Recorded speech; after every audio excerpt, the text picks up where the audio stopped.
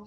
E o coletivo Advogadas e Advogados pela Democracia criou a campanha contra a pedofilia nesta semana. A advogada Tânia Mandarino esteve aqui no jornal, falou sobre essa campanha e hoje nós vamos colocar alguns vídeos, né, justamente que se estenderá durante os próximos dias com a exibição de vídeos de atrizes brasileiras contando relatos reais de mulheres que foram abusadas. Essa campanha é dedicada às adolescentes venezuelanas da comunidade de São Sebastião, do Distrito Federal, e às meninas e aos meninos que tiveram suas infâncias e adolescências roubadas por adultos criminosos que um dia juraram que poderia pintar um clima com eles e com elas. Esquecer é permitir, lembrar é combater, hashtag diga não à pedofilia. Essa campanha, a Tânia Mandarino me contou, que foi realizada com 100% de voluntariado e zero de recursos financeiros. E eles agradecem, inclusive, né, os membros do coletivo Advogadas e Advogados pela Democracia agradecem a todas as mulheres que enviaram seus tristes relatos, às atrizes que prontamente se engajaram no projeto, ao ator Paulo Betti, ao tradutor em Libras Alexis Pier Aguaio, e a Andréia Haas, e também a trupe do filme. E essa campanha contra a pedofilia, a iniciativa do coletivo Advogadas e Advogados pela Democracia, você pode acompanhar no Facebook, Advoga Democracia, e também pelo Insta, Advoga Democracia também, certo? E a gente vai começar, nesse momento, abrindo justamente espaço para a atriz Thaís Alves, que conta a história de Marcilene, hoje com 24 anos.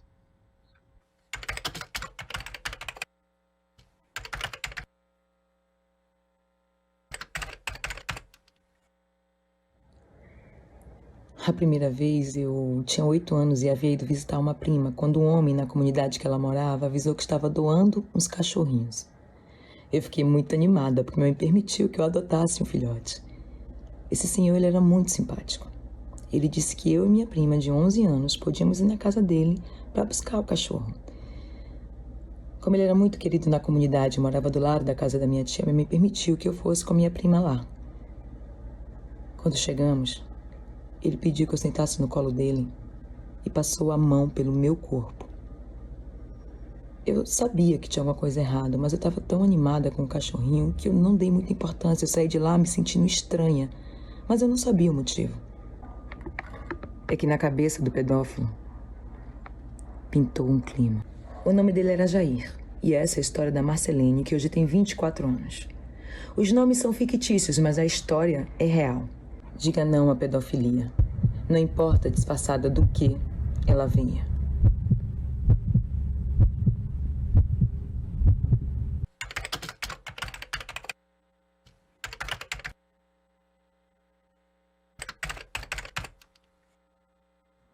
Eu tinha 11 anos. Eu estava indo para a escola sozinha. Um cara de carro com papel na mão parou e me perguntou: "Vem cá, você sabe onde é que fica essa rua?" Quando eu me aproximei da janela, o cara me mostrou o pênis dele que estava ereto e disse: "Isso é o que eu tenho para você. Dá uma chupadinha." Eu fiquei horrorizada e saí correndo. Eu não tive coragem de contar para ninguém, só para uma amiga da minha idade. Eu tinha me esquecido desse episódio. Me lembrei agora. Durante muito tempo eu fiquei muito assustada, paranoica mesmo. Mas é que pro pedófilo pintou um clima. O nome dele era Jair.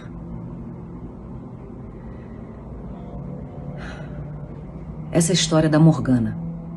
Ela hoje tem 53 anos. Ela teve febre na noite em que ela nos enviou esse relato. Os nomes são fictícios, mas a história é real. Não importa com que disfarce ela venha. Diga não à pedofilia.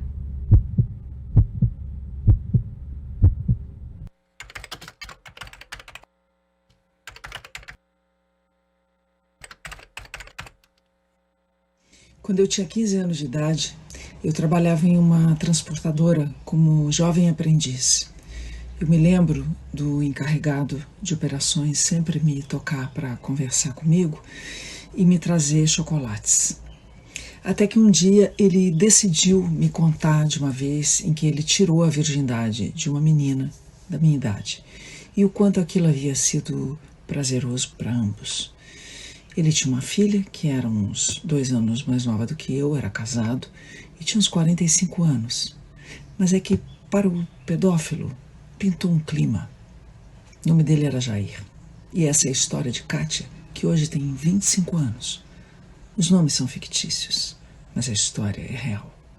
Diga não à pedofilia, não importa, disfarçada do que ela venha.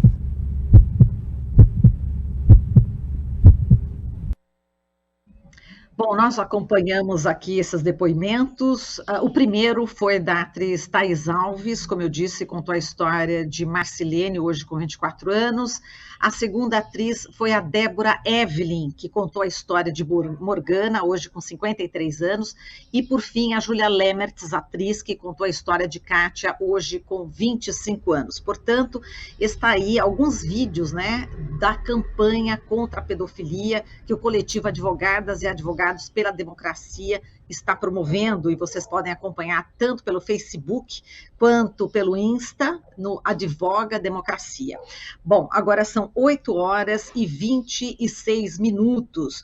E nesse momento nós vamos falar com a nossa colunista Larissa Mies Bombart, professora da USP, atualmente desenvolve pesquisa na Universidade Livre de Bruxelas, na Bélgica, autora do Atlas Geografia do Uso de Agrotóxicos no Brasil, Conexões com a União Europeia, e do Atlas Geografia da Simetria, o Ciclo Vicioso dos Agrotóxicos e Colonialismo entre o Mercosul e a União Europeia. Larissa, seja bem-vinda, bom dia. Obrigada, Marilu, bom dia. Larissa, a gente está com um grave problema de tempo, né? A gente tem o jornal, estamos a 2 dias das eleições, eu vou direto ao ponto, porque nós temos também um outro entrevistado que precisa também falar, então eu vou dividir esse último tempo com você, né, e com o próximo entrevistado. Então eu gostaria que a gente otimizasse bastante, pedisse também a colaboração aqui da nossa equipe técnica, em relação aos vídeos, aos gráficos que a gente vai colocar nesse momento. Nós temos 3 gráficos, né, que a gente aqui, né, junto com você, Larissa. A gente vai começar com um gráfico de variação na taxa anual de desmatamento por presidente desde o Sarney, ou seja, a gente está a 2 dias das eleições do Brasil, como é tradição, a Larissa sempre faz uma comparação entre os candidatos à presidência da República na área do meio ambiente, e nessas eleições o foco é o desmatamento na Amazônia, é claro, e a gente também vai falar sobre o uso de agrotóxicos e morte de indígenas ao longo dos últimos anos. A gente pode começar já sobre o desmatamento na Amazônia, Larissa, podemos colocar? Podemos.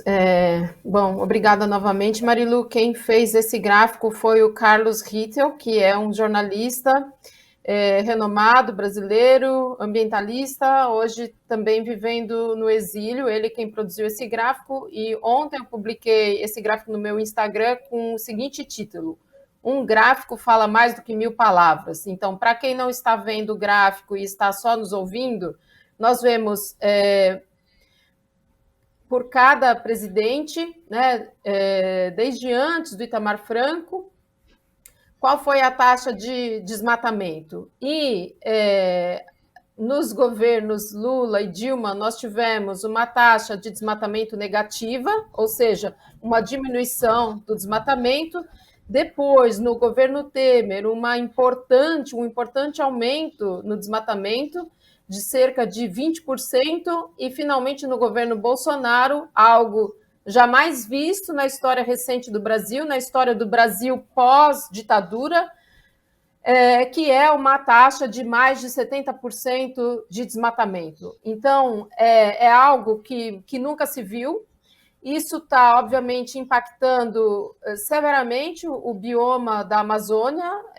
Eu e um conjunto de renomados pesquisadores brasileiros estamos escrevendo justamente um texto sobre isso, que fala sobre esse tema, desse ponto de não retorno, ou seja, se a gente continua avançando, se esse desmatamento na Amazônia ele avança, chega um momento de abismo, um ponto de não retorno, um chamado tipping point. O que é isso? É um momento em que o desmatamento avançou tanto, em que a perda de biodiversidade aumentou tanto, em que não tem mais como retomar a floresta com o seu papel, com o papel que ela tem, com a continuidade da floresta em pé, em tudo aquilo que ela significa para o país e para o mundo. Então, nesse texto, a gente mostra não só as taxas de desmatamento, mas a gente mostra por município quem ganhou as eleições do primeiro turno, se foi o candidato Jair Bolsonaro ou se foi o ex-presidente Luiz Inácio Lula da Silva, e a gente vê uma sobreposição dos municípios em que mais aumentou o desmatamento no Brasil nos últimos anos, na Amazônia brasileira, e aqueles em que o presidente Jair Bolsonaro teve vantagem em relação ao ex-presidente Lula. Então, o que acontece? A gente está vendo um processo muito claro nesse governo de apoio, um apoio duplo, né? Os interessados no desmatamento, esse agronegócio predatório que está relacionado com desmatamento, com conflitos no campo e que dá apoio, que dá suporte financeiro, inclusive, para a reeleição do candidato Jair Bolsonaro, e isso fica muito claro. Qual é o risco disso? O risco de uma reeleição é gravíssimo, sobre isso esse artigo trata. É o risco da gente chegar efetivamente nesse tipping point, ou seja, nesse ponto de abismo em que a gente não tem mais o retorno da Amazônia, isso vai passar a ser um crime global, é um crime contra a humanidade, é disso que se trata. Exato, e só falando desse gráfico, né, que a gente colocou logo no início, né, a variação na taxa anual de desmatamento na Amazônia para o presidente, é como se fossem uns edifícios, né, então só que os edifícios estão acima, né, do solo e os outros edifícios abaixo, ou seja, aqueles que estão acima, eles estão justamente demonstrando o quanto foi desmatado, o que estão abaixo está demonstrando justamente como foi que o presidente acabou também atuando em relação ao desmatamento. Então, realmente, aquilo que você falou, um gráfico diz demais, né, sobre isso, e depois as pessoas que estão no rádio podem acessar, né, exatamente as imagens, né, do YouTube, quem está apenas no rádio, né, Larissa? Então, a gente vê, eu vou destacar aqui um dos índices do Lula, que está menos 68%, ou seja, desmatamento menos 68%, e Bolsonaro mais 73%. Então, quer dizer, realmente é abissal a diferença, né? Isso, obrigada, Marilu. Acho que essa imagem que você trouxe dos edifícios, ela é muito importante. Então, só para ressaltar, o volume na diminuição de desmatamento durante o governo Lula, ele foi o inverso do aumento do desmatamento durante o governo Bolsonaro. Acho que são exatamente isso, como se fosse um arranha-céu de desmatamento no governo Bolsonaro e, ao contrário, uma cava, um túnel de metrô de mesma altitude de um arranha-céu na diminuição de desmatamento no governo Lula. Perfeito. Agora a gente vai para um outro gráfico, aí nós temos mais dois, e não importa agora a ordem, a gente pede para que o nosso técnico solte, né, mais um gráfico. Esse aqui que ele soltou foi justamente sobre o registro de agrotóxicos, não é isso? Nesse período longo, né, que você pode falar para a gente, Larissa. Nesses últimos 20 anos, entre 2000 e 2016, nós tivemos uma média, poderia dizer uma média de 115 novos produtos comerciais, novos agrotóxicos vendidos, registrados no mercado brasileiro, que tiveram registro concedido, porque o governo precisa autorizar que essas substâncias sejam vendidas. E a partir do golpe, da destituição da presidente Dilma Rousseff, esses números cresceram muito. Então, em 2017, a gente já vê um aumento, já foram mais de 250, em 2018, mais de 400, até que nós chegamos no ano passado a 500 novos agrotóxicos autorizados a cada ano. Então, é algo também, para quem não está vendo e só está nos ouvindo, é um gráfico em que ele segue uma curva em torno de 100 e poucos, né, novos agrotóxicos por ano, e, finalmente, no governo Bolsonaro, nós tivemos algo que a gente nunca viu de novo na história recente do Brasil.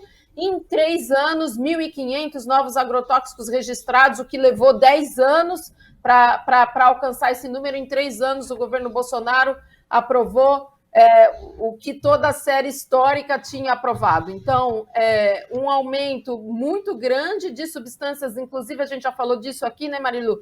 De substâncias que são proibidas na União Europeia, e com uma diferença. Em alguns casos, essas substâncias autorizadas no governo Bolsonaro são substâncias que nunca haviam sido autorizadas na União Europeia. O que é importante dizer também, é diferente da gente ter substâncias que são autorizadas, cai lá ao mesmo tempo, e depois a União Europeia deixa de autorizar a venda, autorizar o registro. Não, a gente autorizou no governo Bolsonaro pela primeira vez substâncias que jamais tinham sido autorizadas na União Europeia. Então, é um quadro gravíssimo que diz respeito ao meio ambiente e também diz respeito a nós todos, pessoas, cidadãos, cidadãs que vivemos no Brasil, que vivem no Brasil.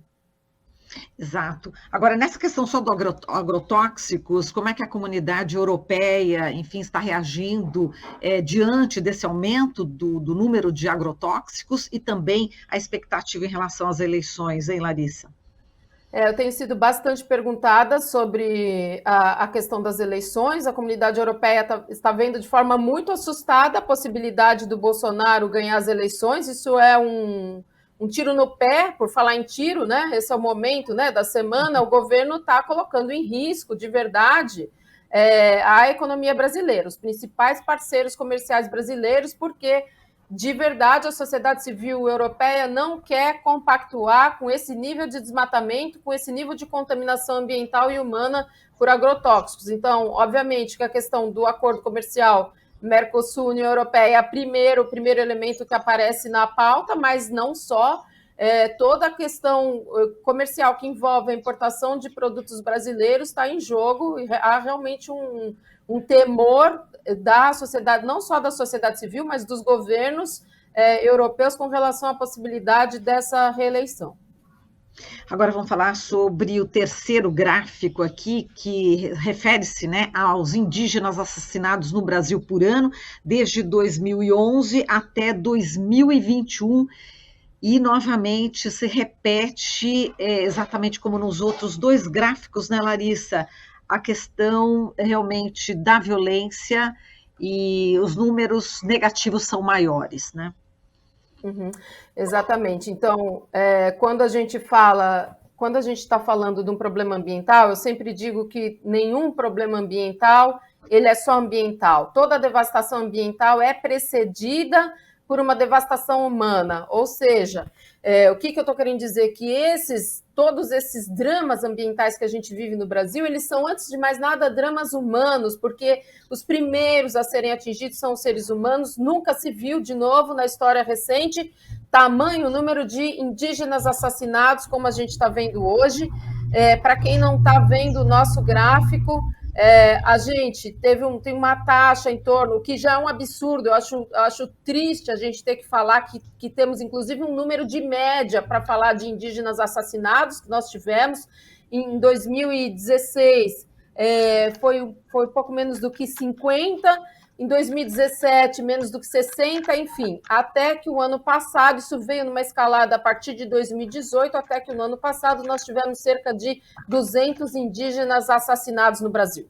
Então, a palavra genocídio, realmente, ela não é uma metáfora, ela é real, é disso que se trata. Então, esse volume, esse aumento do desmatamento, obviamente que ele vem com o aumento da violência no campo, contra os indígenas, contra os camponeses, com os trabalhadores rurais, e, muitas vezes, os próprios agrotóxicos têm sido usados como arma de guerra nos conflitos no campo, nos conflitos fundiários no Brasil. Então, Marilu, para fechar, eu diria o seguinte: se as pessoas estão achando que essa eleição é algo entre uma opção de direita e outra de esquerda, não é disso que se trata.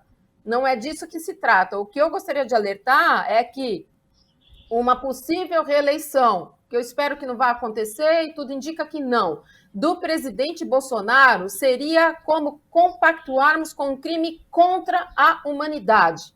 É algo que diz respeito a nós brasileiros, mas não só a nós brasileiros. Nós temos que estar atentos que nós abrigamos a maior parte, digamos assim, como país, a maior reserva de água doce do mundo, como país, a gente abriga uma floresta tropical, úmida, que é responsável pela dinâmica climática do mundo inteiro, e nós não queremos que as nossas gerações, que os nossos filhos, os nossos netos sejam responsáveis por reeleger uma candidatura que está comprometida com um crime contra os povos originários, mas também contra a humanidade como um todo, porque poderá impactar a dinâmica global, todo esse mecanismo sutil da dinâmica climática global. Então, não é sobre um plano de direita, é sobre um crime contra a humanidade, é isso que pode significar a reeleição do candidato Jair Bolsonaro, e nós temos que organizar os nossos esforços para que isso não aconteça. Muito obrigada, Marilu. Olha, eu que agradeço, Larissa, a sua participação hoje, dando todo esse quadro, né, terrível que a gente está vivendo no Brasil, seja na questão dos agrotóxicos, seja na questão de mortes dos indígenas e seja também na questão toda do desmatamento da Amazônia. Importantíssima a sua participação hoje, Larissa. Eu quero agradecer demais aqui a sua presença no Jornal Brasil Atual de hoje. Um forte abraço para você e até uma próxima.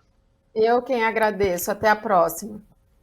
Falamos aqui com a Larissa Mies Bombardi, professora da USP. Atualmente ela desenvolve pesquisa na Universidade Livre de Bruxelas, na Bélgica, autora do Atlas Geografia do Uso de Agrotóxicos no Brasil e Conexões com a União Europeia e do Atlas Geografia da Assimetria, o ciclo vicioso dos agrotóxicos e colonialismo entre o Mercosul e a União. Estamos apresentando Jornal Brasil Atual. As notícias que os outros não dão.